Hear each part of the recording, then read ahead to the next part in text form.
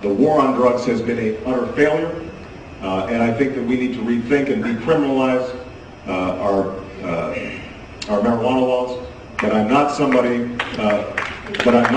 who believes in legalization of marijuana. What I do believe is that we need to rethink how we are operating in the drug wars, and I think that currently we are not doing a good job. Why do you support the decriminalization of marijuana? Why support the criminalization of marijuana is the better question. I mean, this is a substance that grows in a natural way, and some people use it for different reasons. In a free country, you ought to have the right to do that.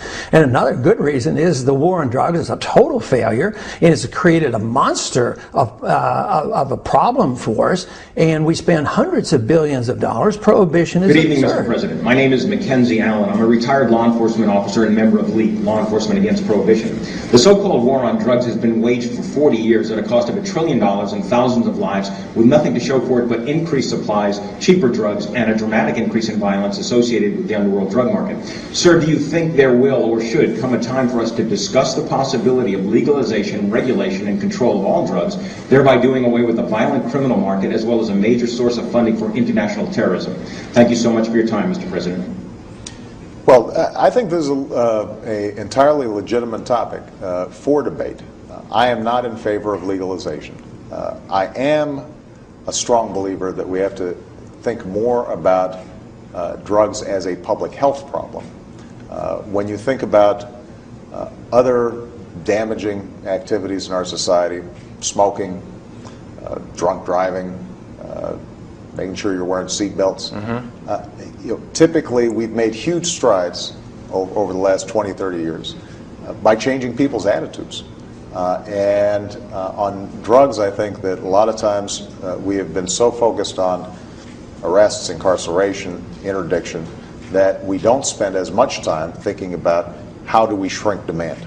And this is something that, within the White House, we are, looking at very carefully. Do you care about sick people using marijuana? I mean, have you come out for that? The answer is no. I say that there was one question that was voted on that ranked fairly high, and that was whether legalizing marijuana would improve the economy and job creation. And I don't know what this says about the online audience, but I just want, I don't want people to think that this was a fairly popular question. We want to make sure that it was answered. The answer is no, I don't think that is a good strategy to grow our economy. Groups.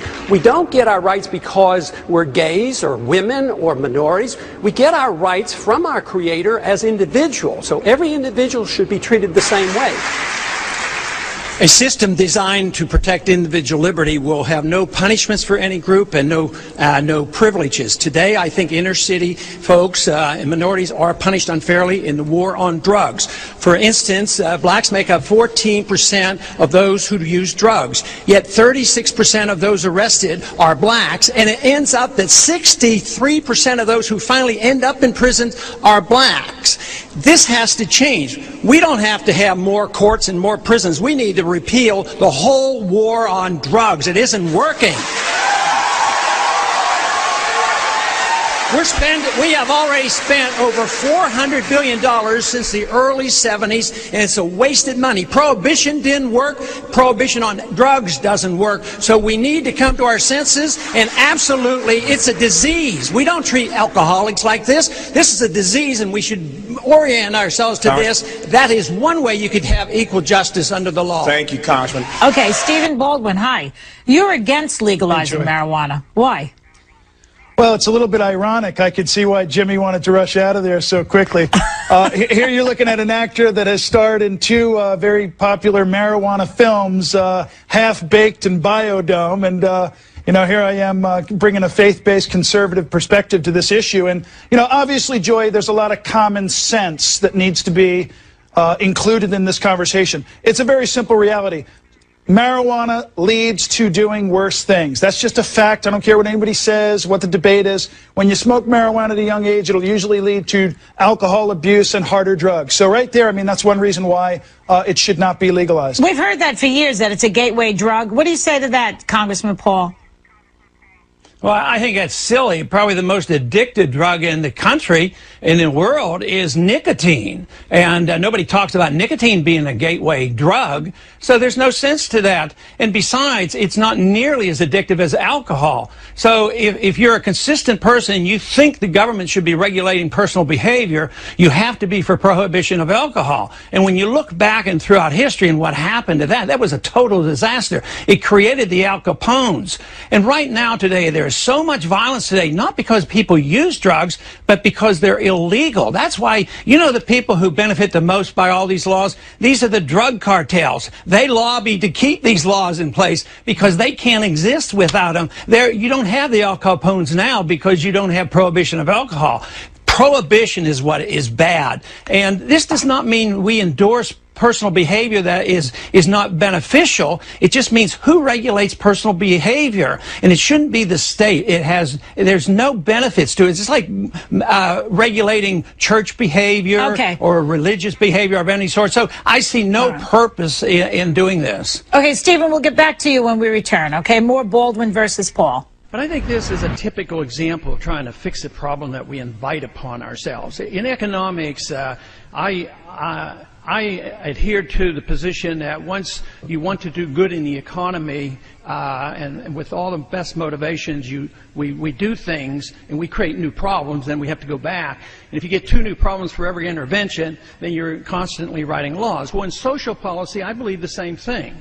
It was trying to improve social policy with crack cocaine. There was no malevolence on this. It was designed to help people, especially the minorities that were using crack cocaine over powder cocaine, and they thought this was terrible.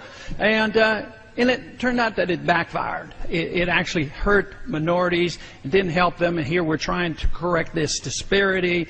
And it just, to me, confirms the fact that the government management, whether it's the economy or social policy, doesn't make a whole lot of sense. Okay, we're back. Stephen, let me ask you a question. Congressman Paul brought up the whole idea of medical marijuana. What is your response to that? People have glaucoma, they're nauseous from anti-cancer drugs. What do you say to that?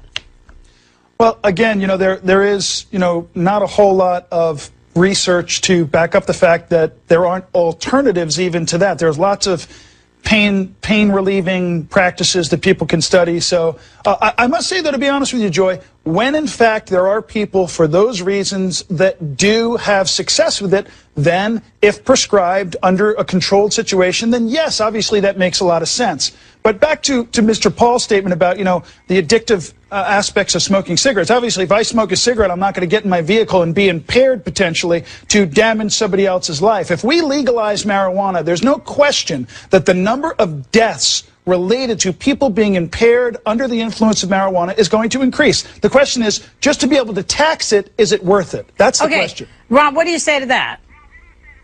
Well, I understand there's a few people who smoke marijuana already. And how many times have you seen somebody arrested for driving under the influence of marijuana? I mean, I've never even heard of it. Driving under the influence of alcohol, that is dangerous.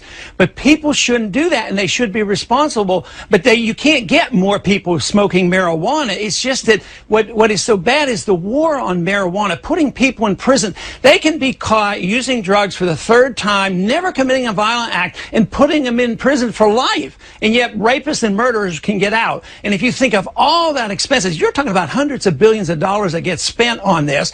And people usually who get sent to prison for nonviolent drug use come out as violent criminals. So it makes no sense at all to pursue this method, because marijuana is not going to increase car accidents. So let me tell you, that is not the case. I would think that it's hard to detect if you're high on marijuana when you're pulled over by the police. There's no breathalyzer test. So how would we know what effect it has? Well, but that's... Go ahead, Ron. Go ahead, Mr. Paul. Go ahead, Ron. Well, that's a possibility, but even under today's circumstances, nobody gets arrested for it. And the alcohol is the real culprit and the real problem. And yet we have people in Washington, D.C. who drink a lot of alcohol, let me tell you, because of political reasons. They're scared to death to vote to legalize the growing of hemp. Hemp has nothing to do with smoking marijuana. And because of this obsession on the drug war, we can't grow hemp in this country. We send the hemp growing up to Canada, then we buy the products that we make from hemp. So we export our jobs to Canada. Hemp is a good product that we prohibit from being used, and it was legal up until even after World War II, we were allowed to raise hemp in this country. This is how hysterical this war on drugs has gotten. So the sooner we come to this realization, someday, actually I'm optimistic about this. I think this country is going to wake up like they did in the 30s and say, hey, you know, prohibition didn't work. Alcohol's a horror. It's made things worse. It's caused a lot of crime and a lot of violence. It's about time we just do this. Get rid of the prohibition. Let the regulation go back to the state. Regulate it like alcohol. And with the real regulation come from the individual and also from the family and the parents and the community. That's what prevents drug use, not some federal thug coming in with guns and arresting some kid and throwing him in prison for life. That makes no sense whatsoever. Are you